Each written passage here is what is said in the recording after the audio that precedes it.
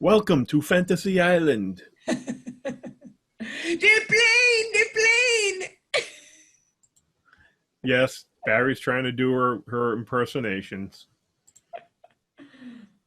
Good evening. Hello, How you Hi, doing? Jessica. splendid. How are all your holidays? Good. We're good. Recovering. Pretty. I wish it was something fascinating and exciting, but all I did was yard work and cuddle with the dog because she was afraid of the fireworks. Oh, I feel so bad for the animals. Yeah.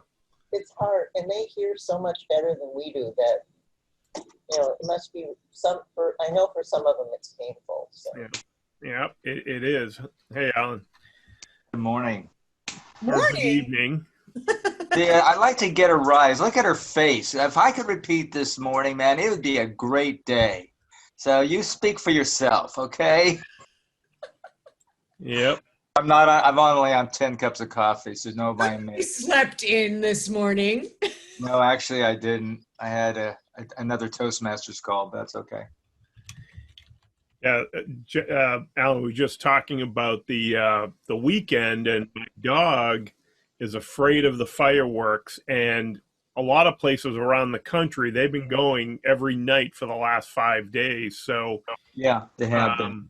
yeah, so we turn the air conditioning on in the bedroom, and the windows are shut, so that helps a little bit. But last night or Saturday night, the dog jumped in bed and was tucked like in my wife's arm, and she was, she's like a little kid, it's kind of funny. So pain in the butt, but Called dog Valium. yeah, exactly. So how you doing, Cliff? Can you hear us? Yes, I can. Hello. Welcome. Welcome. Your sea looks really nice today, Cliff. Both love Twitter, and by all appearances, I can start it if I want. There you go. I was just giving you a hard time. Barry, do you remember the ultra white commercials? Ultra white. Toothpaste? Right. You could have been, if they're still marketing it, a model. Hey, Evan. Oh, thank you. You have a smile that is just bursting, but your teeth are perfect. Thank you. My dentist would beg to differ as he struggles to bond my 3 broken teeth on the bottom. You don't show anybody the flaws. You just say thank you. I smile like this. Thank you very much. I appreciate that, Alan. Good evening, Paul. Hello, everybody. Hi, Stephen. How you doing? Well, looks like we survived the 4th of July. So I wish I could share some exciting story, but I didn't really do much. So my wife and I debated. We discussed, I think, for half the day on Saturday, do we go to the beach? Do we visit friends? And I don't know, by the time midday rolled around, we're like, we'll stay home. It was, I don't know if it was the weather was beautiful, but just dealing with the traffic and everything going on sometimes these holidays, just a pain in the buttocks. Did anyone go anywhere or do anything? What was that, Barry? I said, okay, Forrest, a pain in the buttocks. Well, I'm glad you picked up the reference. Did anyone do anything exciting for the weekend holidays? I stayed less than 6 feet away from my girlfriend, but we both wore masks and she helped me color my hair. Okay. All What right. happens when you ask women? They got a color there. It's got to be something, right? Spa related. Yeah. Okay. We played Yahtzee. I did some gardening. I did some gardening. Oh, nice. Pulled some weeds, put some mulch down. The exciting stuff. So we'll wait a couple minutes. It's funny. I get a bunch of people who joined and said, oh, yeah, I'm joining the call. I want to come in and ask questions. And then I don't know where they are. Very interesting. So we'll see. But our first call of July, the summer season. So I will share a little news. Our governor has paused our phase 3 opening because we don't know why, because our hospitalization rate and our mortality rate is the lowest it's ever been. Even though the infection rate has gone up, we don't know what that means. Are people going to the hospital for routine work and getting tested and coming positive? Most of these people are asymptomatic or mild cases, but it's no different with the flu. So I know people are being cautious, but there's a lot of businesses, restaurants, all these people who are planning on trying to make some type of living over the summer. So I don't know. What do you guys ever, what's going on down in your neck of the woods? It's the same thing. They were going to open, and then they decided in New York City not to open indoor restaurants. But the only thing I can say is they did open up the streets. So everywhere you drive, you see all these great tents, and it's like al fresco. You feel like you're in Europe. So we're reinventing ourselves from that perspective. But some of these restaurants are going to go out of business. It's terrible. I mean, we're cooking a lot more than we ever did before, and I'm loving it. My son just came home, and he was in China for a year, and he's been cooking Chinese for us, and my tummy's very happy. Yeah, that's great. Hey, Catherine. Hi. Yeah, it's very odd. So my son, I think I mentioned last week, my son was cleared from quarantine. He got tested in California, so he's got a clean bill of health. His base in Japan is waiting for him. He's critical, so he goes, Dad, they want me. So I'm very excited because he had to get a waiver to move. And but the downside is he has 2 weeks of vacation coming, but he can't come home to Connecticut. So he has to stay in Florida. And we were debating whether or not we should fly out to see him, or do we take a risk if we're flying? And if we get there, I don't want him to get sick if he has to go to Japan on the 28th of July. So has anyone flown recently? Anyone have any experience? My son flew, and my friends just flew from Florida. My son came back from Denver. He was out in Denver for a couple of months. And my friends just flew, although they got a email saying that somebody on the plane tested positive for COVID. So now, we just met with them yesterday. I mean, it's, we kept our social distance, and they had worn masks and gloves, and it had been a week since they had gotten back. So, I mean, we can't, the mortality rate of this disease is not really as high as it's getting lower, right? We're panicking for something when you think about, yes, we can get sick. I mean, I just think that we have to rethink this, where we take people who are at risk and they need to be protected. But the rest of you can't close off an economy. You'll destroy the United States. I know. I did share something with Catherine this morning. I was listening to, what's her name? McEnany, the PR person for the president, talking about, someone asked her a question about the status of what's going on. And she said, compared to we were back in March when we were at our high, we had 2,500 deaths a day. We're down to 250 a day, a tenfold decrease in in deaths. So in many ways, the numbers are going down. To your point, Evan, it's just we need to figure out what's the threshold for that. So my son's fiance is going to go to California, spend some time with him. She's a little bit younger than we are, so we'll let her go. And, so it is interesting. All right, Paul, I look forward to taking a look at that. Did you take a look at is it a post or a video? It's an article. And I just read the first paragraph, but it is very consistent with some of the conversation we're having here. So maybe a little bit of preaching to the choir kind of stuff, but it validates, I think, what a lot of you guys are saying. Yeah, I know. Very, very interesting. So. The scary thing is the media is not reporting on fact. I mean, you hear in the media about Texas, about Arizona, about Florida, but you don't hear about New York anymore. And the number one state with the most amount of deaths. Anybody know which state that is? I thought it was New York. No, it's New Jersey. Florida. It's New Jersey. Not Florida. Barry. Florida's down on like in Arizona, like 35th. Oh. New York is number 2 and Jersey is number 1. Do you ever hear that in the media? That's what's really scary. But they're But not is that- reporting that because it should be the number of deaths. How do you look at metrics? I mean, we know that there are more people that are getting tested positive for this, but because of herd immunity, a lot of people are not going to have symptoms. So they're playing the numbers. And that's what's so frustrating. I think they're doing it politically. That's just me. Sorry. Wow. You know, I'm not supposed to bring up politics. Well, it's not political, but it's, this is, and Paul, that's a very good graph you sent.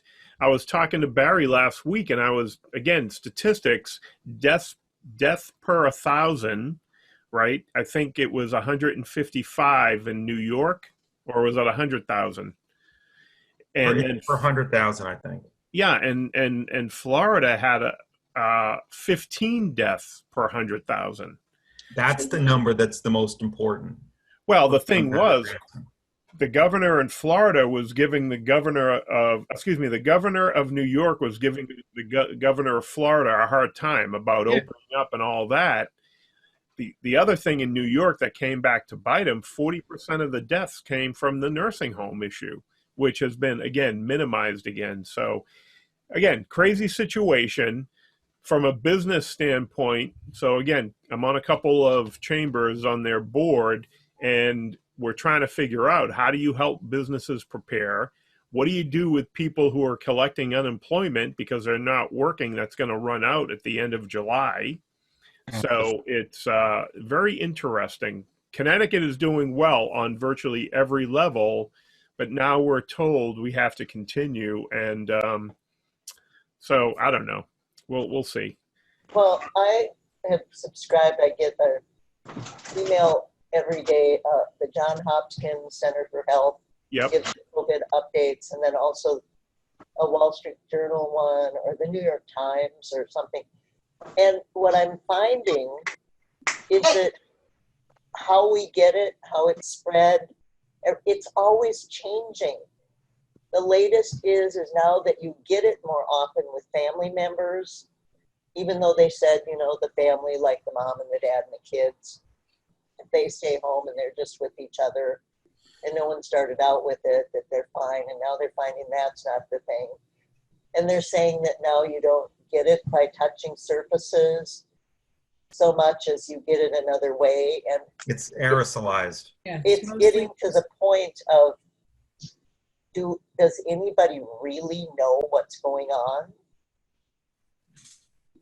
There are doctors that are studying what's been presented out there. The good news is that they know more about it than they did before. It is mutating, so that's something that I have friends that work with it, within the IDC, and they do know that it's mutating.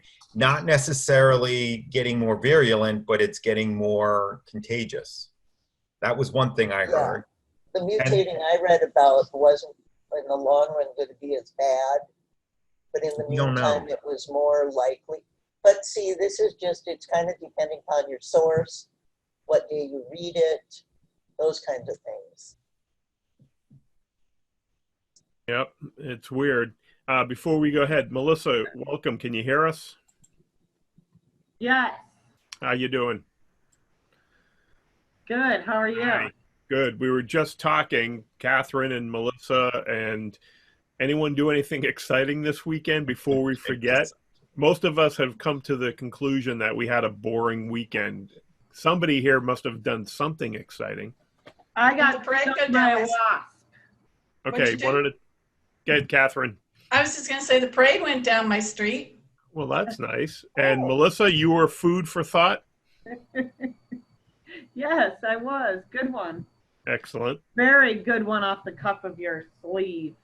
I went to the dog park Saturday and Sunday.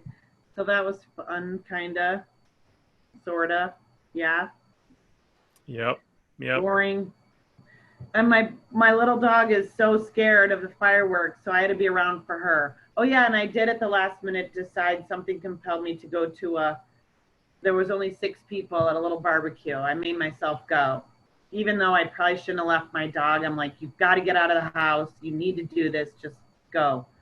So proud of myself, and I was happy I went in the end. And I only knew one person there. Good. Hey, every little bit helps. I was saying earlier, my dog, it seems like we've had fireworks for 4 or 5 nights in a row. Saturday night was pretty bad, so she jumped in bed with me Saturday night early, and then my wife came to bed, and she kind of burrowed in underneath. And you know, it's hard. The dogs get scared, and they stick to your side. So, all right, well, good. Other than that, it was a very odd 4th of July on many levels. You know, some of you might have seen some of the young children who've been killed over the weekend. No. Stray bullets. No, Atlanta. Atlanta, yeah. From Atlanta. No, it's 7-year-old girl in Chicago. I heard it on my Google News thing. There was an 8-year-old. I didn't know boy what killed in a happened. mall. Yeah, well, there was a number of young people. There was a number of shootings across the country, but there was a number of young children, 10, 11, 7, 3, and it's just crazy. So on one hand, put a damper on things. Again, some of us have young children at home. Some of us have no children at home, but it still hit home. And it was a very interesting 4th of July on many levels. So We had 44 shootings in New York City and 8 deaths. wow. 68 shootings in Chicago, and I don't know how many deaths. 500%. Just from a couple of weeks ago. It's just outrageous what's going on. It is, and that's Everything's the falling part apart. that's crazy. All right, here's the other big thing. Okay, Frederick Douglass, his statue was torn down or defaced, and it's very interesting when you have abolitionists, the Massachusetts 54th Regiment, you know, all these things that are being vandalized, and you know, you're sitting here saying, what's going on? So on one hand, there's historic impact, trying to be sensitive to the situation. On the other hand, I don't think Frederick Douglass did anything to offend anybody. I did something over the weekend I forgot about that I think could impact all of this. Okay. I saw Hamilton on Disney Plus. Oh, Did anybody see Hamilton? no. It's absolutely a very patriotic show that would never, how would you say, pass the test today. But the fact that it was launched on Friday, they put it out on Friday, and it speaks, I mean, yes, it talks a little bit about slavery, but it really talks about the founding fathers and how they made things happen. And it was just like, wow, everyone needs to see this. And I think that's one of the reasons why they launched it on Friday. But I think all of us need to watch it. We need to talk to people about it because it can change the narrative. Because we should be proud of living in this country. And yes, we need to be more inclusive. There's so many things we need to do to be better than when we were. But that's what our country's founded on, is an ideal, right? A vision. And we're always trying to get better. And we can, but not by defacing. I mean, when you think about the one thing that really bothered me was the Lincoln statue with the slave. I mean, that was actually funded by slaves who were freed.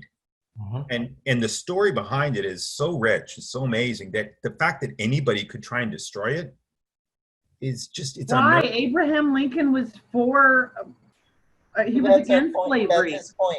It wasn't That's his that. point. I don't get it. Well, I'm going to tell you, I think that Something's right. everyone's entitled to their opinion, but they're not entitled to take down this incredible, iconic statue that was built right for the right reasons, not for the wrong reasons. So I'm very vocal about this. I'm sorry. And I'm very, very much against racism. And this Black Lives, I'm sorry, just what's going on right now, we need to change the narrative in the United States to stop all this divisiveness, because it's about unity. We need to learn how to unify everybody and bring people together. This is only tearing us apart, and it makes no sense. I mean, I'm sorry. I don't want to go on a rant because I've already started, but I could get worse. No, Getting that's- back It's being to- funded, and I don't like that either. Nope. You know, it's go not ahead, real. Jessica. Getting back to Frederick's Douglass statue. See, I wonder who's ripping that statue down, because I can't imagine that it would be anybody except someone who's racist. Well, so here's the one thing I did do. So in the morning, I check the news. I have my coffee, and I'll check different news feeds or channels. And there's always people doing interviews. There are a bunch of commentators doing interviews at the beach or at the school somewhere. And there was a couple people who were at the beach, because a lot of people are at the beach, and they're asking people, and there was a number of young people either graduated from high school or first few years in college, and they're asking questions about what year, why do we celebrate Independence Day, what country did we get in a fight, what was the war, what year, you know, all these things. And it's amazing. And as my wife says, she said the other day, they don't even do history. I mean, people aren't even up to speed with their basic history, don't understand why we're celebrating. So when you take that information, the Massachusetts 54th, we learned about that in school growing up. I grew up in Massachusetts. You know, we learned about all these things. Granted, when you're there in that part of the country, Bunker Hill Monument, USS Constitution. But then there are other people, either they were never taught or they don't remember. So it's hard They quote sometimes. incorrectly. Well, yeah. But so, you know, again, Frederick Douglass, Abraham Lincoln, I don't know. Do you remember jaywalking? Jaywalking? Yes. It was on. He had part of his show was to ask young kids about current events. They did not know the Vice President of the United States. They did not know the Secretary of State of the United States. They did not know. He just brought up things that were so, 101. And he just said, when he heard people telling him what they thought, he'd look at them and go, "Really? Are you sure about that?" But it really emphasized the lack of education. Maybe it's the lack of, if it doesn't affect me directly, I really don't give a rip. And that's kind of where he was coming from a comics point of view. Yeah. No, Jesse Waters does that now. It's on Waters World. Yeah. And he was doing it for years with Bill O'Reilly on his show. Now he has his own show. But also, who's on at 8 o'clock? I mean, if you want to learn what's really going on, it's pretty amazing when you listen to somebody who's not biased, right? Who's not biased in the media. So I can't remember his name. It'll come to me. But it's a scary time to be in this United States, but it's also an opportunity. All right, so good topic, but I want to devices. jump over to something else that I had a conversation with a client this morning. Today is Monday, right? Yeah. And the question came up about fine-tuning your LinkedIn profile, and I'd like to take a moment. I think we covered this a couple months ago, but it I don't want to say reared its ugly head, but it kind of brought up this discussion about profile pictures in the background on your profile. If you have one, how did you choose it, and what are you using it for? And if you don't have one, how come? So I wanted to kind of throw that out to the group, because the interesting thing, this particular person is a senior manager, leader, C-level leader, and he says, "Hey, I have to update, how do I go there?" And it's it's these whole things, you have the opportunity to put a picture on your profile. Do you want to put your best face/foot forward? Are you using the free space on your profile to share your information? It's almost like a hook. And, part of this is we're using LinkedIn to network, and that's what people are going to see other than your headline. On one hand, I'd make the case people don't even read the headline because we're visual now. And Barry and I, and Catherine, and many of us have talked about this. We'll spend all this time and energy filling out our profiles, and then are people reading it? or is it for reference? Do we skim? Do people want the cheat sheet, the Cliff Note version? So are they looking at the picture? Does the picture on your profile need to represent who you are and what you stand for? So I wanted to throw that out, see what you guys are doing, why or why not. Are you talking about our picture or the background area? Well, both. Okay. So I'll just open it up very briefly, and that is I had a picture with me at a radio station with a microphone, and I said I was co-host of a radio show, but multiple people asked me politely, what is that big thing staring in your face? So I changed it to what you're looking at now, just putting on a jacket and looking sideways as a selfie. Could it be better? Absolutely. But it certainly did clarify. The other one was just not doing it. No, and it's good. I mean, you have one. It's nice. I don't think I've seen you that clean cut before, right? Al? And there's no cigar. Oh, no. I know. No coffee. More no hair at that cigar, time. I won't go into any more. I know. Well, I know we're talking pre-COVID, post-COVID. You know, I think we're in the middle of COVID right now. But so, Alan, did you ever have a picture on the back in that banner? No, that was intentionally against a solid wall in my office. I did not want windows, didn't want pictures. That's intentional. Okay. No, the blue No, the part, background. Alan. Oh, that part? I had no idea. No, I did not. I did That's not. the background. Yeah, you have this whole like billboard behind your head that you can use. Yeah, I never even, and there's to your point, I never really even saw that. I never even recognized, I mean, it's not something I focused on. All right, so Melissa, I'm going to use you. Do you mind? Is that you? Oh, I can't hear you. I can't hear you, Melissa. I like my background picture better than my own professional picture. Well, that's a nice picture of you smiling. I think Yeah. it's great. yeah. I think it's fine. You should have seen what I had before. Everyone called it my beauty queen picture, and they made fun of me. So No, it's perfect. That was a tiara or not? Look, I like because I like the smile, but my eyes kind of look slanted. But I've changed my picture in the background, but I love that one because it's bright and fun. yeah, well, And it is a good picture, Is but it too busy? well, I guess the question is, and this is why I'm asking, I don't know the answer, right? So again, this is one of these things we go round and round with. That's valuable real estate, right? Is it your billboard? What's the message you want to get across? Cliff, I'm going to throw yours up. Do you mind? Fine. So you have a picture, and this means something. It's company related. Right.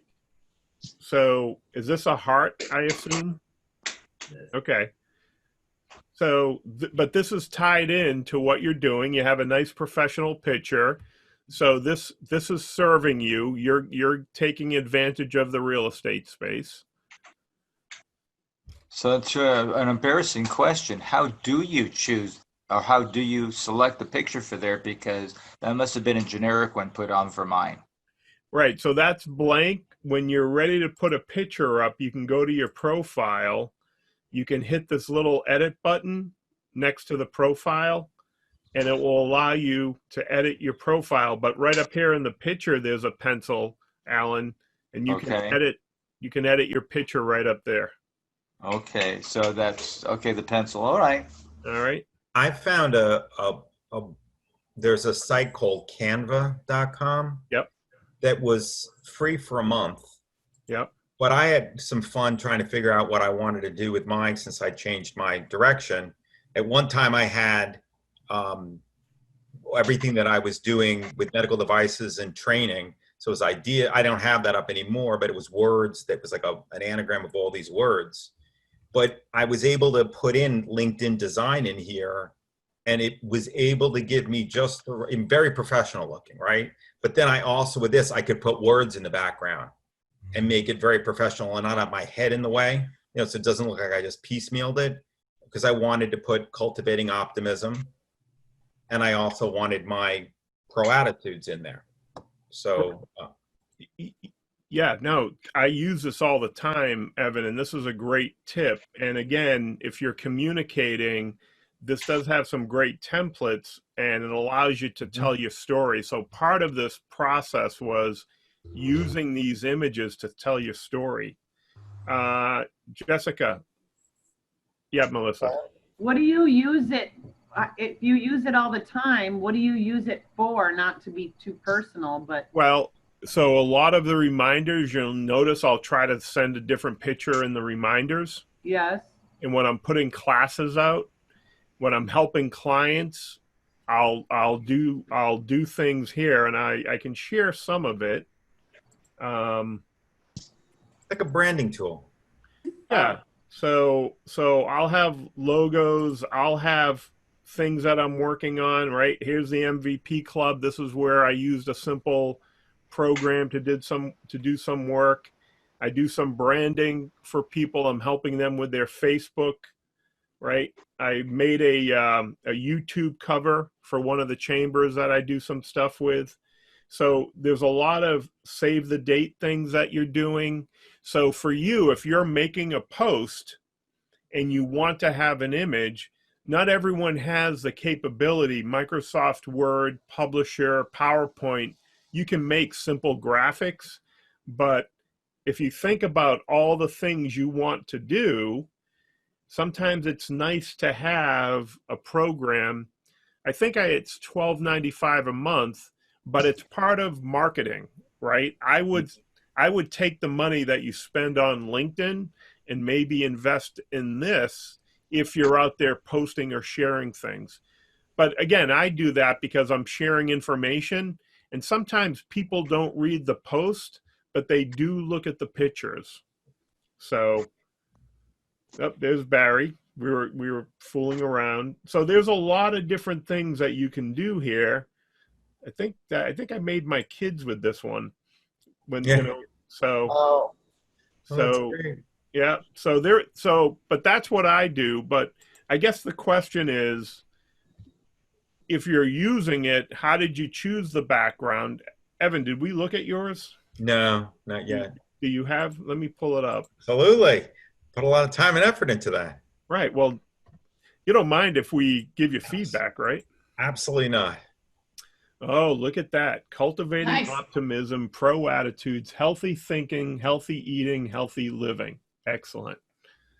And about 6 months ago, when I was still looking for a medical device job, I had a picture up that somebody before I knew you was coaching me and said, "Oh, you can't have." Oh, I had a checkered shirt on. Oh, no checkered shirt. It's got to be like, a blue and very, it's a little bit of texture. You got to go get a picture done. A friend of mine I've known for 30 years, she did my wedding. She took a professional picture for me. So I think that made a difference too. No, and Evan, sorry, Evan, your tagline gets lost. Oh, Right, well, healthy. because you're seeing it on Zoom. I mean, it may get lost Oh, there, but okay. yeah. Okay, I mean, all when right. it is very clear when you go on the website. If you Oh, go- okay. Yeah, I agree. I had to make it more bold. I All played right. with it a couple of times. Yeah. I'm just watching out for you. I appreciate that. Evan, you did this from Canva? You just added Yes. the words? And I found the picture on Canva too. Okay.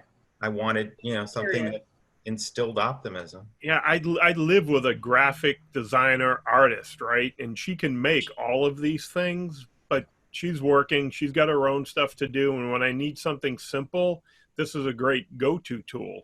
And, so part of this is they have the templates, they have images, they have a lot of good ideas. And I think, so why am I bringing this up? And I think we talked about it again. I don't know if it had to be last month.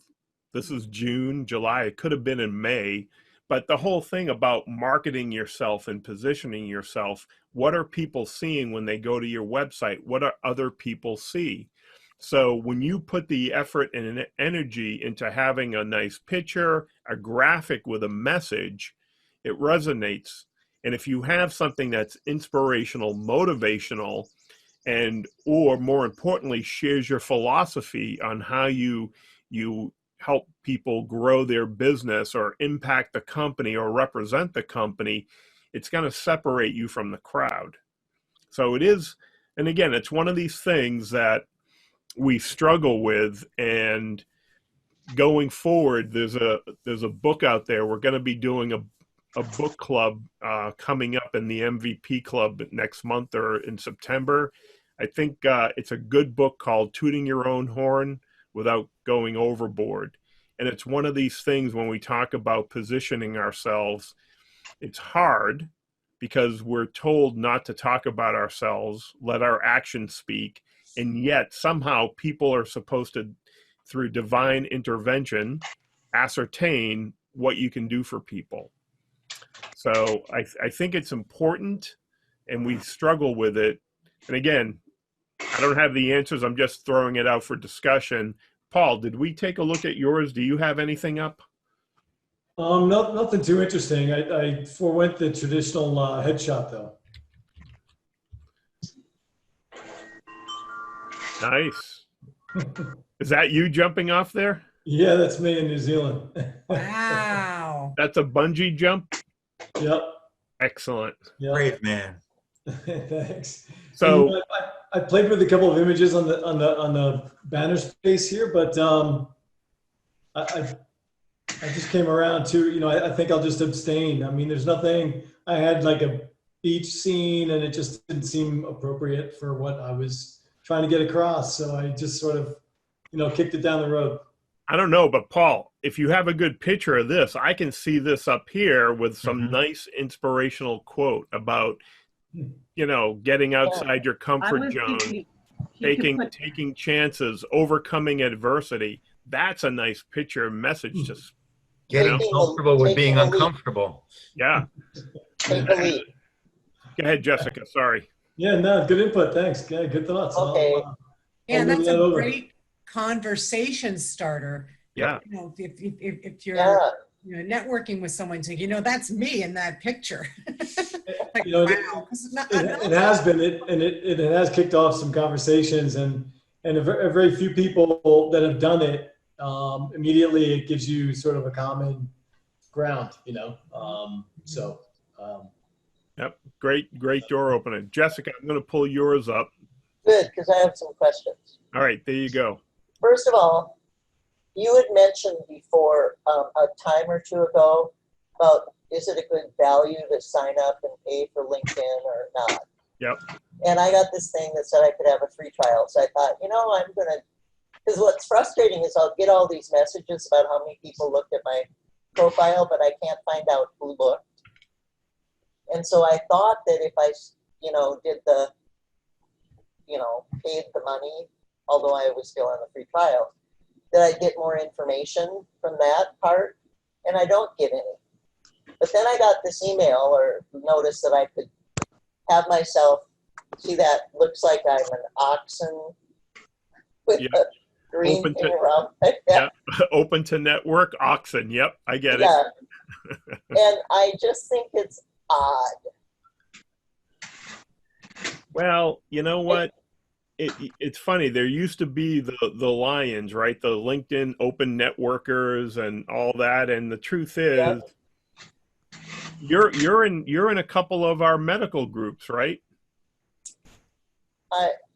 You were going to send an email with the groups that we could join. I think I sent it. Okay, I'll send you the link today. But There was a women's group that I didn't know about. yep.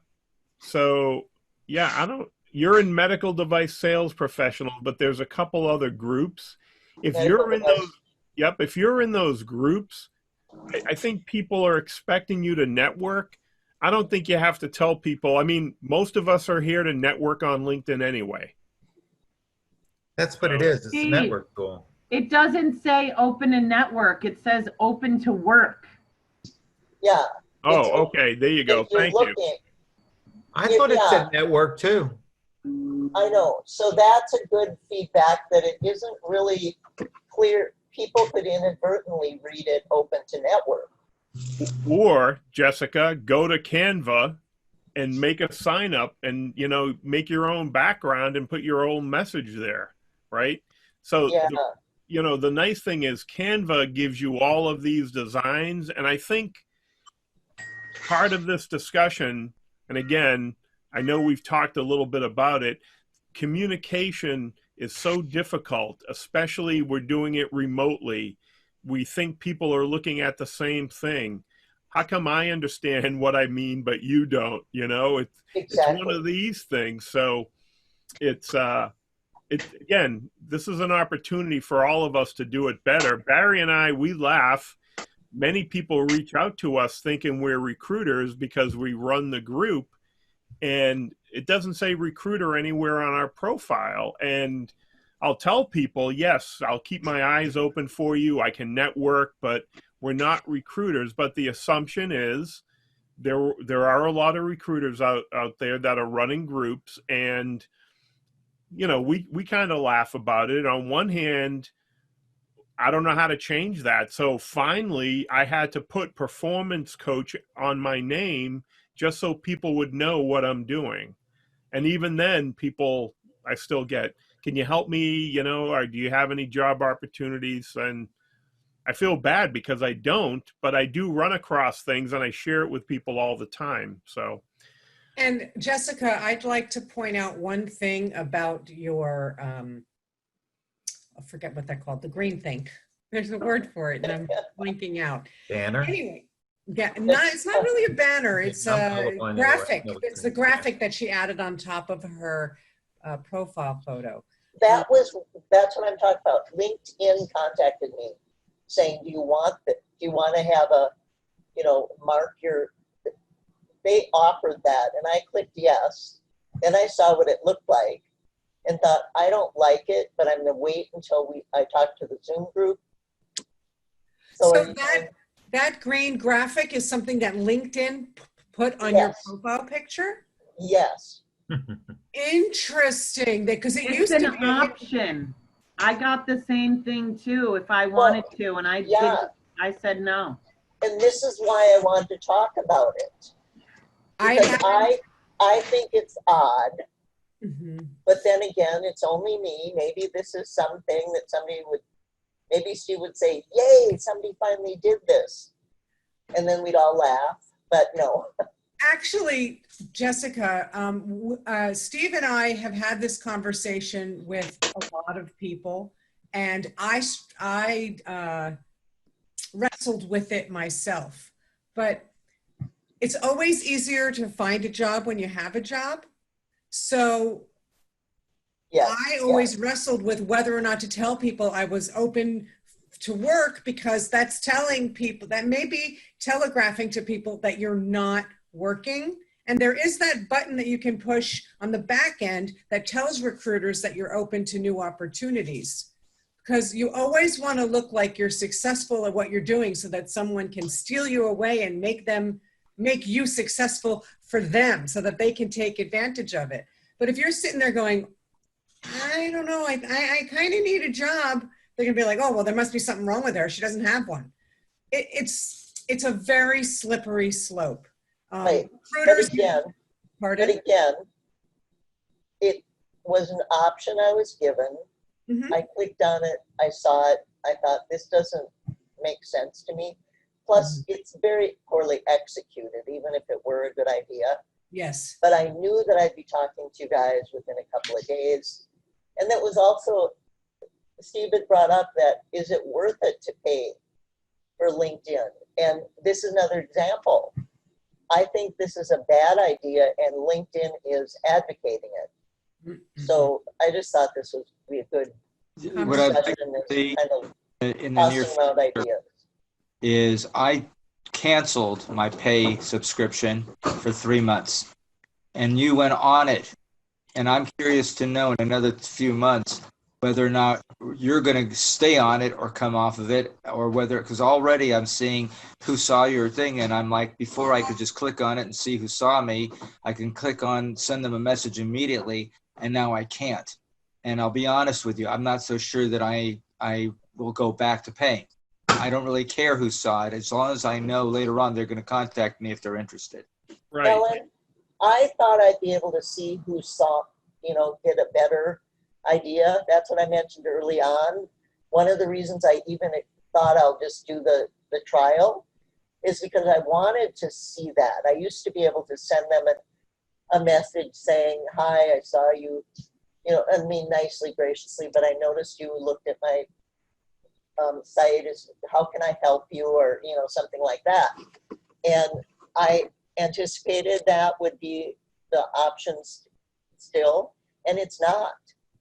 And Really? let me tell you, I have like 7 pop-up reminder things coming up 2 days before the free month goes by to remind me to cancel because I don't find it valuable. Somebody gave me a tip to network that if you go to the people that you know, like your people that on LinkedIn that you know, and you go up to their, on the top, you find out who they're connected to. And you find 5 people in that in their connections. And then you reach out to the person you know and you catch up and you say, hey, you know, I saw that you're connected to, I'm wondering if you could help connect me to some people. And you do the work for them. You say, well, what about this person? You get them to buy in that they'll refer you. And then you say, hey, I'll send you, you know, just to make it easy, I can send you a template just to say, hey, you know, here's, you know, a warm invite, you know, a warm introduction. Oh, no, I'm sorry. No, sorry. I was talking to Melissa. Oh. So I just found that somebody gave me that suggestion because I've been frustrated. Like, how do you really network effectively? And I've heard so many people tell me, do this, do that. This is something very simple to do. And I found that they already have, LinkedIn has that. No, I'm not saying they have it or don't have it. You can take advantage of that. Yeah. You can go on, you don't have to pay for it. You can find the people that you are first connected to, that I would call your easy 100, right? People you know, and you connect with them. And that's what it is. It's a networking tool. And if we're looking for prospects, you find the company, if you guys are all looking for positions and you find the companies you want to work in, and you find out who you can connect to. Because it's not about like who looks at you. It's really about who you connect with. It's about connecting. It's also about the, you know, the voice you have. I've just started posting on a regular basis because I didn't know about what that SSI number was and having a voice. I mean, you have to get comfortable with it, but if you suddenly start having a voice about training or about, you know, medical devices, about whatever's going on, suddenly you become more of an influencer and people value that. And that's another way how you build up your network and build credibility. Just, to you know, your point, Evan, somebody from the OHSU Toastmasters team reached out to me. I told her what my aim was. I was just blatant about it. I just simply told her I'm here to not only benefit the Toastmasters, but also to network. She knew of 2 people, sent them the connection for me, and then said, here's a person who is highly educated, you know, did the whole thing. She's never met me. And then that person just reached out to me and says, you came highly recommended. Let's have a conversation next week. And I'm laughing about it because she, just from our conversations, liked whoever I was, saw what I did on LinkedIn. And so it's kind of a reversal of what you're talking about. But in the long run, this guy wants to have a conversation based on her saying, here's somebody who would fit well with your company. So I think there's multiple ways of doing what you're talking about. And I think you're right. If done right, it's successful. It's just looking at it. I hear how frustrated Jessica is, and I want it to be that there are ways to use LinkedIn and be really successful and not be frustrated by it if it's not working for you.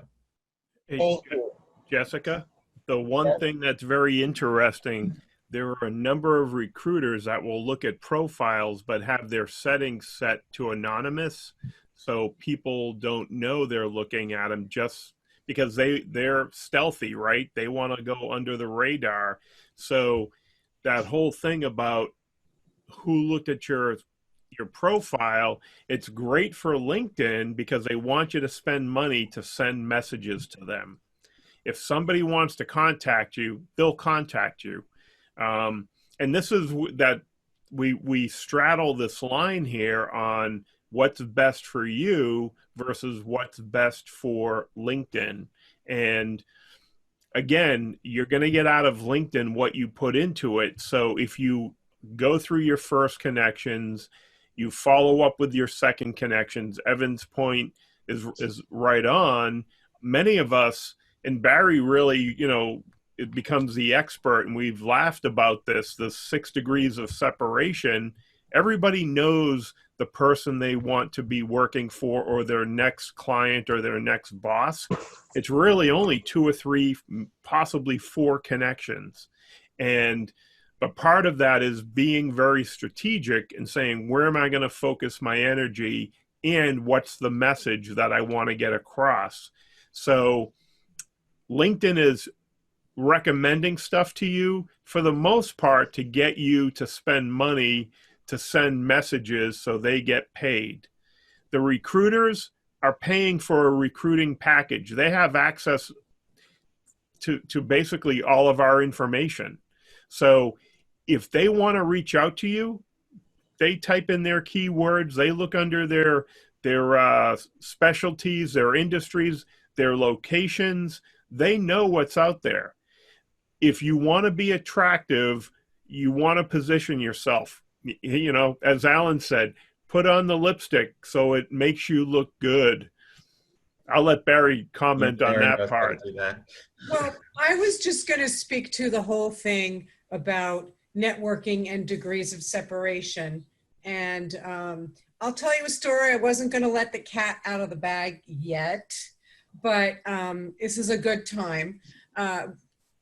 Let's see, we're in 2020. So in 2014, I networked my way into a job. And part of the tail end of that process was going up to Boston to a conference to meet my boss. And one of my other friends in ophthalmology let me stay in her room with her, and she had to leave early. So I had to wait for her to get the key, because we didn't get a second. Anyway.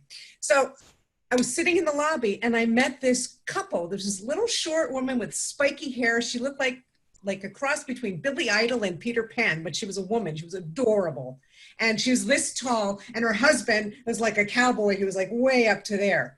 And we just started talking. I made friends with her. That was 2014. Fast forward a couple of years. I've only seen her once in person since then. I ran into her at another trade show. And then 3 weeks ago, and we're connected on LinkedIn, and she's always liking my stuff and resharing my articles and sending me messages on LinkedIn. And she connected me to the newly appointed president of the American division of an ophthalmology company who needs to build a team. And he was talking to her because she's a distributor in Canada. And she said, you have to talk to Barry. So he called me. We had a 20-minute conversation. He said, okay, I'm going to be in touch. And my experience with startups is that you have to wait for 6 months, a year. They don't know. They have an idea of where they want to go, and they have a business plan, but their commercialization is not like super linear and organized. Things change on the fly. Very agile. 2 weeks later, which is this past Tuesday, he called me and he said, can we have a phone call tomorrow? I said, sure. That was it. I didn't have any job interviews. Right now, I'm just going to be consulting with him because they don't even have enough clients yet. They're just launching the product in the United States.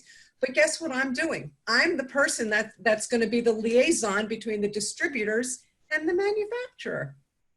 That's great. Wow. Love those Yeah. stories. 90% preparation, 10% luck. Right. I didn't have to do anything, and I didn't even have an interview. It was a conversation. So if you're networking, that guy was 7 degrees. She didn't know him from Adam, but he got her name from someone. He called her. He asked her for another name, and she gave him mine. That's how it works. Wow.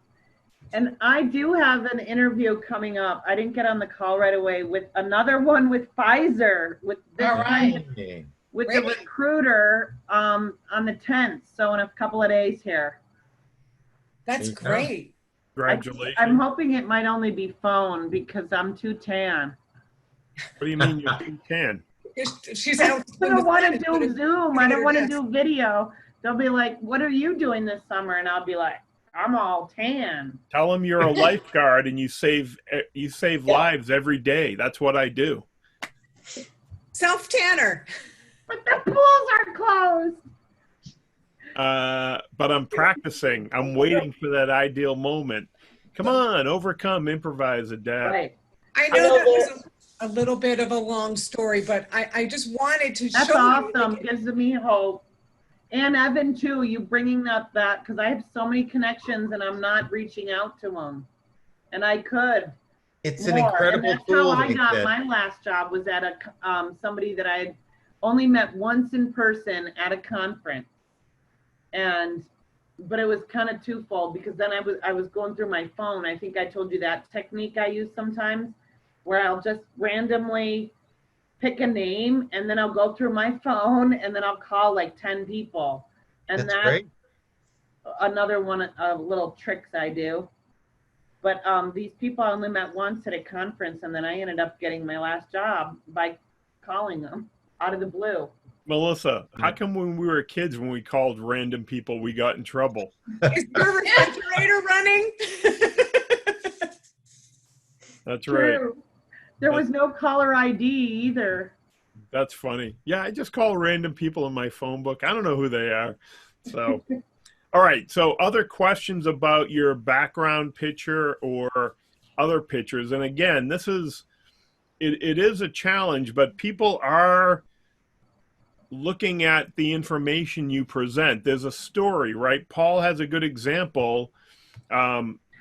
I mean, Paul, that almost begs for a story on your profile, you know? Next time, make it that next time he has to have it up. We're gonna shame you. We're gonna put it up there. I want to see it. Got to do it. Too much pressure. Oh my God.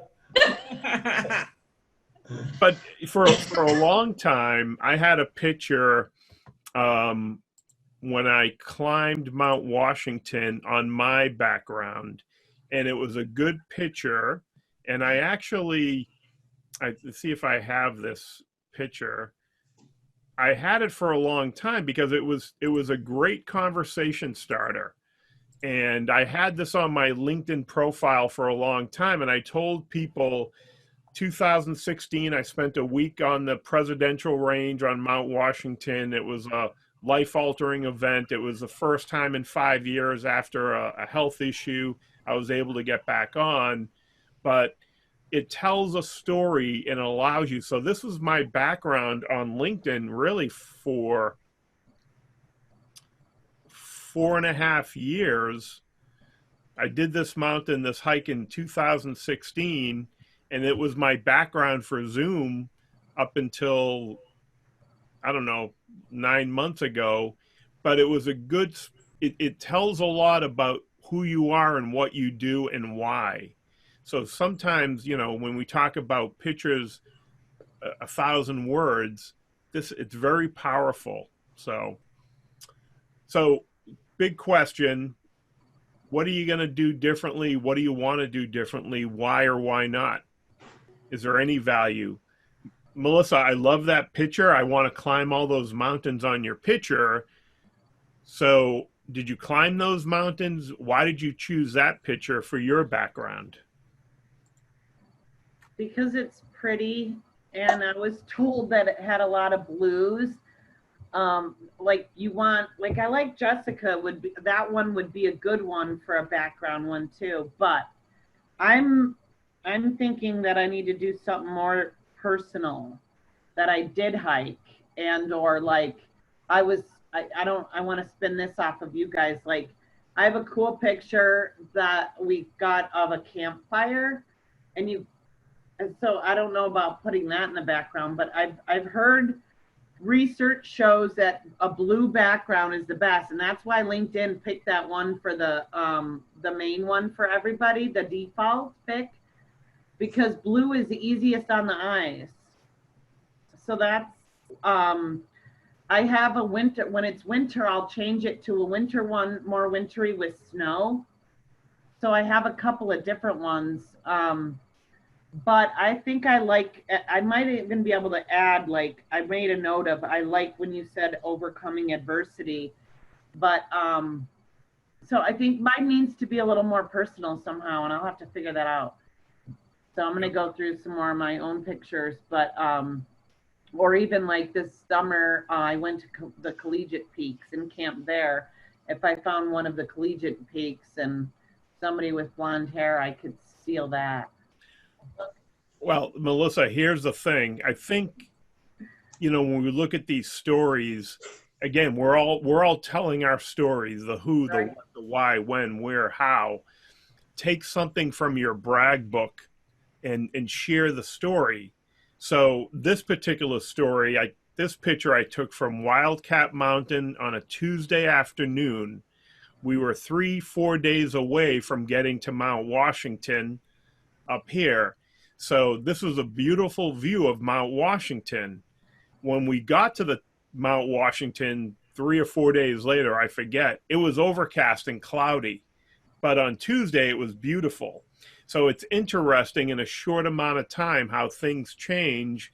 And yet that was still our destination, right? We still had to hike up the mountain, hike down the mountain, walk across the valley. I mean, it's amazing. I can tell you where we hiked, where we climbed, what we did. But part of this, I want you to focus on your story and what makes you successful and use the picture as a memory prompt or a story prompt. This is almost can be part of your brag book.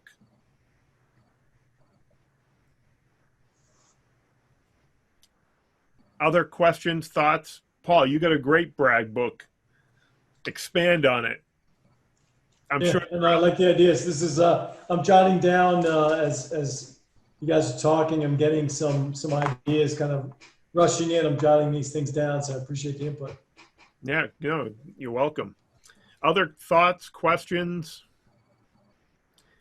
It's so hard to separate yourself from the crowd. And if you're transitioning, or Evan, you're starting your business, how do you step away from the crowd, right? How do you, when people look at your profile and say, what do you do? Who do you do it for? What do you help them do? And it's hard. And it's taken me years to fine tune it. And again, there are days I feel like I'm 100%, I'm doing well. And other days, it's like I need to start over. So it's not a one size fits all. It's definitely dynamic. And it also, again, depends on the people you're communicating with. And who your message is resonating with. We talked about how many generations are in the workforce, right? Probably there's at least 5. How many are on LinkedIn? At least 3 or 4. So we have to be able to communicate across multiple generations. And they have to be able to easily understand our value proposition and who we are. So think about the best way to do that with the tools you have. My daughter called me a boomer and I got pretty mad. You're not a boomer, right? No. Right. I'm on the cusp, but not quite even on the cusp. I'm an Xer. Oh my gosh, what an insult. Huh? What an insult. Yeah. Tell me about it. How old's your daughter? 15. She just turned 15. Yeah, what do they know? Well, I'm saying I really loved Paul's picture because it's so cool. And it is an icebreaker. And so now I'm going to have to go jump out of an airplane. It wasn't an airplane, but it was a bungee jump. All right. Well, maybe I'll one-up you then. You know, the thing about Paul's showing that he bungee jumped, a guy who worked for me in sales, he was a guy who was older, he'd been a stockbroker and things, and a drunk ran into him, and he was so badly injured that they told him he'd never walk again. And his 15-year-old son was, the screaming from his 15-year-old son got him to, become alert again because he was covered in blood. And so he'd gone all through this whole surgery and recovery and therapy. So he had this big gap in his resume. And going in on even on a phone call, why is there this gap? That's not a fun story to tell. And, so he was just he worked at this company and he wanted to find another job. And I knew it. We were good buds. And so I was helping him out because I don't want somebody working for me that isn't happy. You know, I'll mentor and coach and whatever. So he called me one night and I said, you know what? You've taken some trips. You do this thing with your son once a year where you go somewhere around the world and do this fun thing. And I said, put this down as a sabbatical and list all these things that you did. And one of the things he did by himself, because he took enough time, is after he recovered enough and he could walk and, you know, he went on a sailboat and was part of the crew. And he sailed around somewhere in the Mideast for about a month. And so I said, put it down as a sabbatical. He started getting calls for interviews. He'd go into the interviews and people would say, oh, this sounds fascinating. Tell me about it. Because he was telling the truth. He could tell about it. And he got hired for a fantastic job, which he had for years until he retired. And it's all about that. Just grab them with something and you're unique and you stand out. Different. Yep. Better, but different. Right. It's all about top of mind awareness. So yes, Melissa. I just wanted to bring up something that Steve has brought up a couple of times, and I think I'm getting ready to bite the bullet to do it and do that video. And I did get some one-on-one help as to kind of how to do it, and it's really nothing to be scared of. But I mean, you could do that with some of the other stuff too, you know, like, I don't know. My daughter plays club volleyball and I helped out volunteering for that. And I could put just a picture of something like that and pull in anyone that plays volleyball. You just got to get creative to how, like, right. I'm glad Jessica shared that story because it just got the wheels turning. Like, how can I, you know, because that's what got him in. I mean, I'm glad you shared that. Thank you. So I'll share this, and then I have one other thing before we wrap it up. Barry and I talked about this again in the past, and we brought it up at some of the calls. The ultimate sales tool you have is yourself. And the only way you're going to get out there is through video or pictures. Video gives you the opportunity for people to see and hear you and almost interact with you. There's nothing preventing you from sharing, again, your brag book, your achievements, your accomplishments, your successes, even your challenges and how you handled them in a video. Here's a 3-minute video where I made the best sale or one of the best customer service, or when I went into an account or a situation and I didn't think I was going to be able to pull it around. It's a turnaround story. Share that and people get to hear and see you and live that with you. There's nothing preventing you from writing an article and sharing what you learned or putting these videos up and letting people get to know you. Everyone has Zoom. Everybody can record the video. You can get a free video editor and edit the video, but you can do this. If you're on this call with a video, you have that opportunity to do this. It's all about building that relationship. Yeah. What'd you say, Evan? You just gave me a great idea. Excellent. Because I've done a couple of classes that I videotaped and I've been like, well, how am I going to do a video? I've already done it. I could edit now. Well, what's the editing tool? YouCut. There's an Android app called YouCut. It is a free video editing tool. It allows you to add. But we're not in Android. Come on. Some of us actually use our computer. On my computer. Right. But all I'm saying is you can do a search. There's a couple of good ones if you're using Zoom.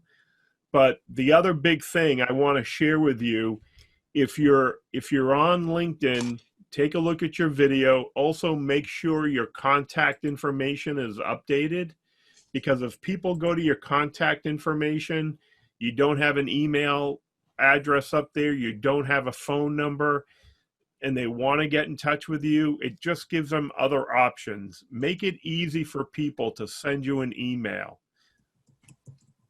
LinkedIn is fine, but take it off the system. Maybe they may even text you and pick up the phone and call you. Make sure your phone number is up there. Make sure that information is correct. And I have a just quick launched my website, so if you can visit, I'll post in the chat. If you guys could just visit it, let me know what you think. That would be helpful for organic SEO. Oh boy, now we get to pick on Evan's website. One quick question. I was asked the other day, what was the URL on LinkedIn, and I put in what I thought it was, and it would not accept it. I thought it was just the www, etc., LinkedIn, your name, and what you have seen on it with the dashes and all that, and then there was a number following that. Is that the URL, or is that incorrect? Well, when you say the URL to your profile, Right. right, that's your URL, and which you can change as well. So you have the ability to modify that a little bit. So you can take the numbers off. You can do whatever you want. You can put in, expert sales professional, turnaround, expert. You can make it anything you want. But is that the correct URL that you're reading on LinkedIn? Because from when you, I'm on your profile. I'm selecting your URL, and this is exactly on your page, Alan. When I go, this is the URL I get for you. Okay, that's what I put in there. Yeah. Okay, I don't know why it didn't accept it. But Did you it can come edit up? it down. Get rid of the numbers. You don't need to do that. You can customize. Right, that's what Keep I just was the name. gonna say. I just learned that you can customize your URL and just have your name. Yes, he just said it. Yeah. Makes a Yep. big difference because I don't want to remember numbers. No, because those numbers just are dumb. Well, it's one of these things that it takes time to kind of figure out how you want people to see you. So I think it's important, but more importantly, how you want to tweak that a little bit. So take a look at your profile and make sure it's coming across the way you want it to come across. When I click on my contact info on my profile, it's for my email or my LinkedIn address. It's linkedin.com/in./Jessica Sartell. There aren't any numbers. Is Right. that what we're talking about? Correct. So do I need to clean that one up?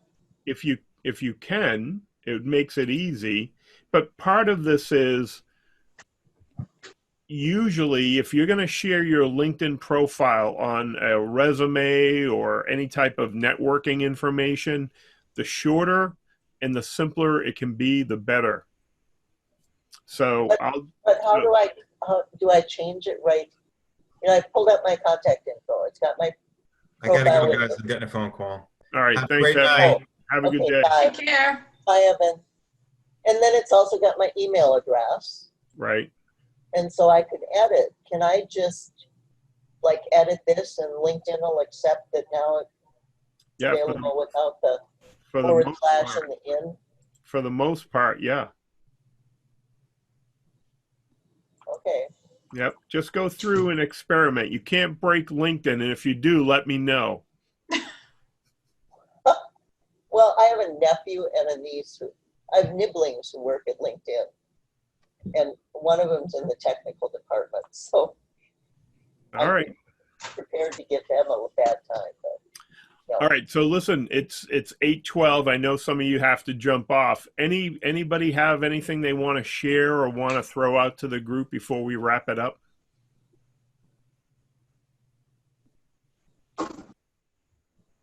Well, as always, I'm grateful. I really appreciate these meetings and what I learn. So thanks, everyone. You're welcome. It's a It's our pleasure. pleasure. Yep. Agreed, thanks. All right. So Paul, I look forward to seeing your Kiwi Adventure article post. Fair enough, fair enough. All right. Oh. Have a good night, everyone. We'll catch up with you next week. Same bat channel, same bat time. Thank you. Good. Thanks. All right. Bye, Good. Cliff. Talk to you later. All right. Bye, guys. Bye.